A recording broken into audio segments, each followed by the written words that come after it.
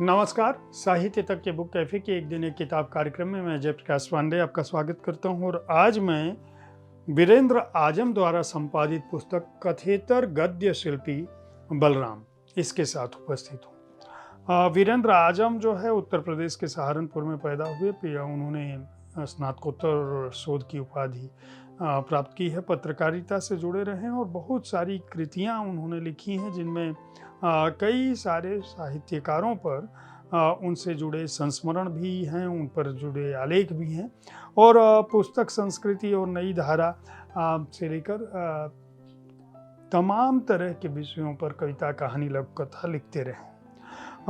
कई सम्मान प्राप्त कर चुके हैं और यह पुस्तक उन्होंने बलराम जो एक कथाकार, संपादक के रूप में बहुमुखी सृजन संसार जिनका रहा है, उनके बारे में लिखा है, उनके लेखन के बारे में लिखा है। उनका कहना है वीरेंद्र आजम का कि बलराम की कहानियों में जहाँ एक तरफ प्रेमचंद जैसी आम बोलचाल की सहज सरल भाषा है, वहीं रेडू की तरह आंचलिकता भी है।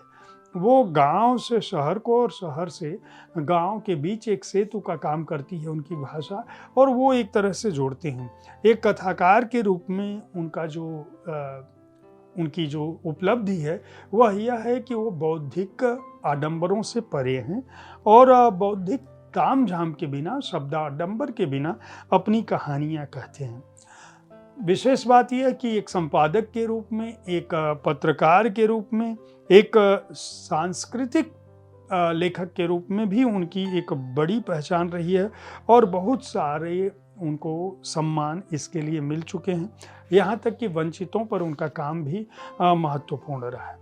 उत्तर प्रदेश के शहर सहारनपुर से इसकी शुरुआत करके इसकी अपनी संपादकीय में उन्होंने उस मुलाकात का जिक्र किया है जिस समय पहली बार उनकी भेंट जो है वह बलराम से होती है। उसके बाद किस तरह से पत्र पत्रिकाओं में, सारिका जैसी पत्रिका में और दूसरे बड़े कथाकारों से उनकी मुलाकात होती है और किस तरह से अपनी विशिष्ट शैली और अपनी सोच के चलते बलराम जो है हिंदी साहित्य के बड़े बड़े दिग्गजों के बीच न केवल जीवंत रहते हैं बल्कि अपने को स्थापित करने के साथ साथ अपनी उपादेयता बना के रखते हैं, अपनी उपयोगिता बना के रखते हैं।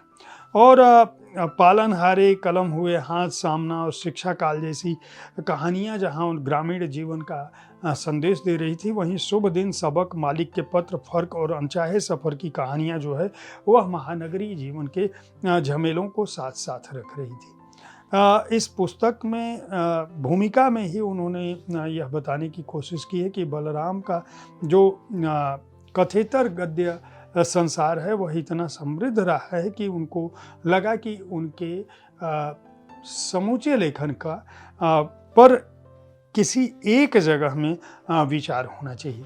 इसीलिए उन्होंने इस पुस्तक को लिखा। इस पुस्तक के अंदर जो अध्याय हैं उनसे आप समझ सकते हैं कि यह पुस्तक कितनी महत्वपूर्ण है। बलराम विधाओं की बहुमुखी राहें में उन्होंने बलराम जी द्वारा लिखे हुए संस्मरण, उनके आत्मवृत्त में पर उन्होंने मतलब जो कुछ लिखा है उसकी बात की है।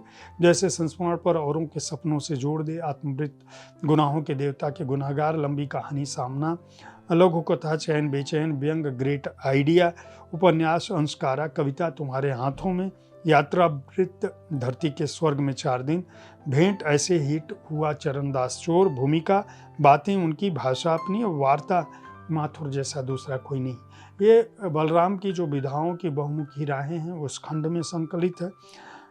बलराम का सृजन विवेचन के राग अनुराग पर जो अलग अलग लोगों ने उनके बारे में लिखा है वह इसमें संकलित है। जैसे विश्वनाथ त्रिपाठी ग्रामीण जीवन के कथाकार, अनामिका बलराम की कथाओं में स्त्री दृष्टि, नासिरा शर्मा का है बड़े कथाकार संपादक बलराम, विनय दास का है गाँव ही नहीं शहरी संवेदना भी, करुणा शंकर उपाध्याय लिखते हैं हिंदी के अनमोल रतन, राजीव शर्मा लिखते हैं हल्का नहीं है कथेतर गद्य भी, BL आच्छा का कहना आत्मवृत्त में समकाल।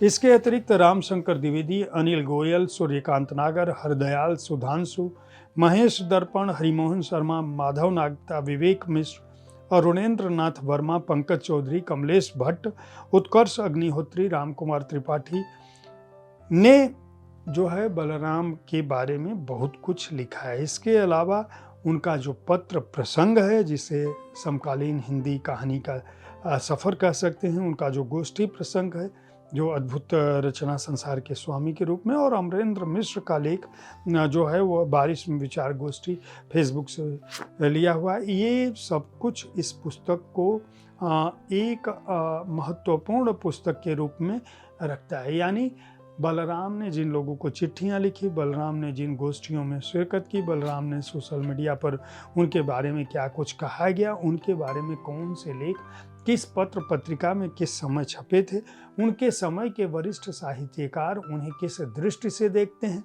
उन्होंने क्या कुछ रचा और उनकी कथाओं में किस तरह की विशेषता है, उस पर जो उनके समय के रचनाकार या आलोचक या लेखक दृष्टि डालते हैं, वह सब इसमें शामिल है। इसके अलावा बलराम की जो भेंट वार्ता है, उनसे जो साक्षात्कार हैं, वह भी इसमें शामिल हैं। कुछ संस्मरण भी इसमें शामिल हैं, उनका लेखन तो शामिल है ही। जो इस पुस्तक को बलराम के लेखन कौशल को, उनके लेखकीय विशेषता को, उनके लेखकीय संसार को समझने में मदद करता है। वीरेंद्र राजम को इस पुस्तक के संपादन के लिए और सर्वभाषा ट्रस्ट को इस पुस्तक के प्रकाशन के लिए मैं बधाई दूंगा कि बलराम जैसे कथाकार लेखक के बारे में एक समग्र पुस्तक वे लोग प्रकाशित कर पाए हैं। इस पुस्तक का मूल्य 299 रुपये है पेपरबैक संस्करण का, यानी अजिल्द संस्करण का, और 499 रुपये है सजिल्द संस्करण का। पृष्ठ संख्या है 266।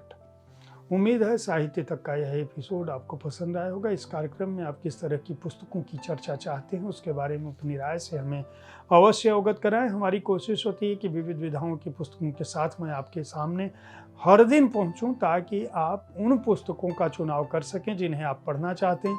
कल ठीक इसी समय ऐसी ही किसी एक कृति के साथ मैं फिर मिलूंगा। देखते रहिए साहित्य तक। धन्यवाद।